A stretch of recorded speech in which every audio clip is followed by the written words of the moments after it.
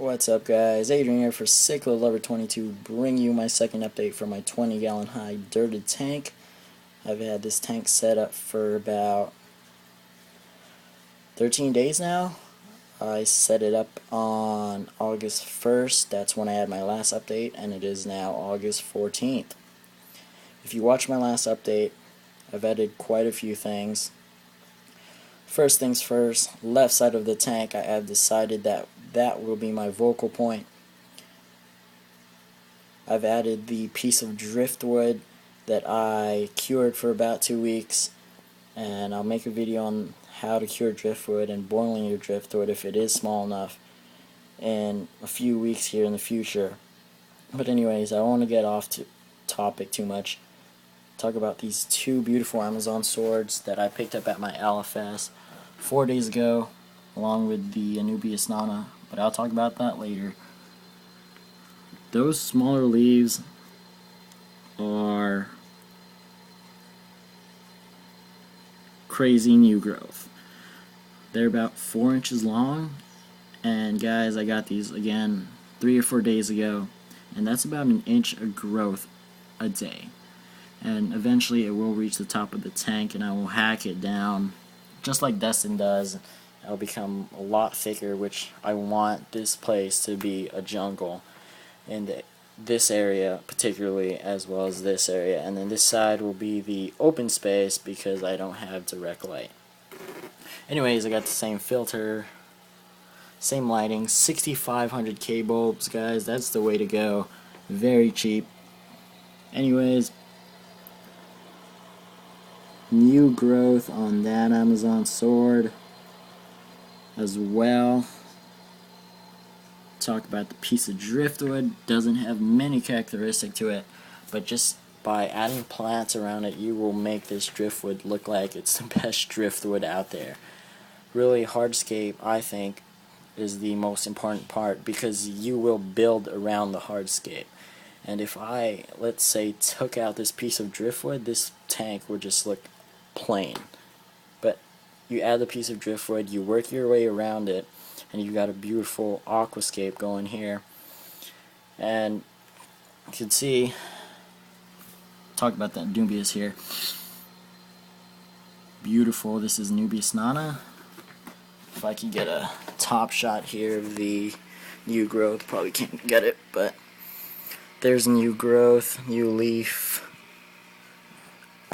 That's actually a new leaf right there. Within 3 to 4 days. That's probably because of all the nutrients in the water column from the dirt. I still haven't got this tank all balanced out yet.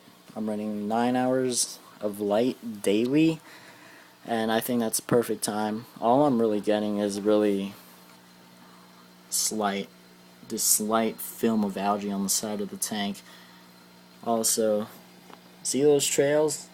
That's actually from a snail that I brought along with the Amazon sword.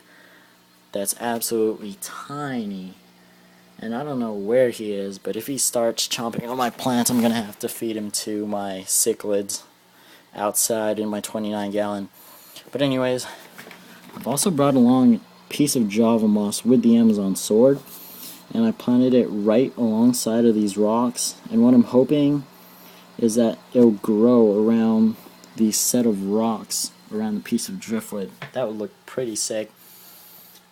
And these two Amazon swords are just there to be there because I don't know where else to put them.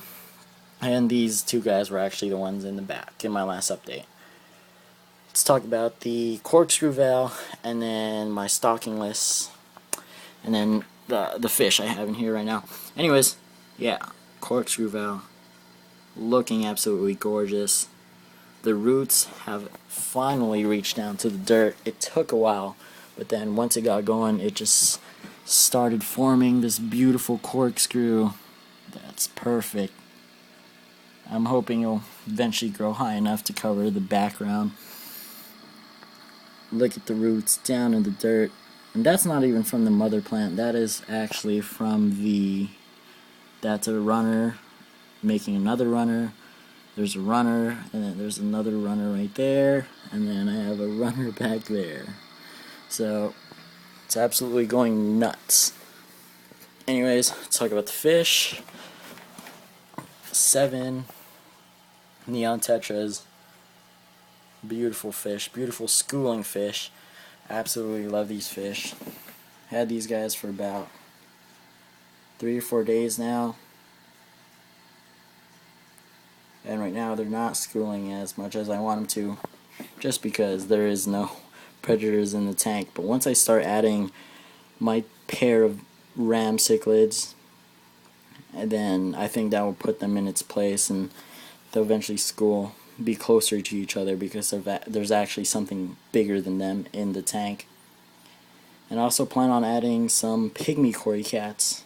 They're dwarf cory cats that only grow about an inch in size, an inch and a half. That's what I heard and read. So far the tank is going good, guys. Also, if you guys have any suggestions of adding anything else to the tank, I definitely will be making this a heavily punted tank. As of now, I'm just planning, because that's very important, is planning before you just start adding stuff. But again, if you guys have any suggestions, just message me or leave it in the comment box below. And I'll see you guys on my next update.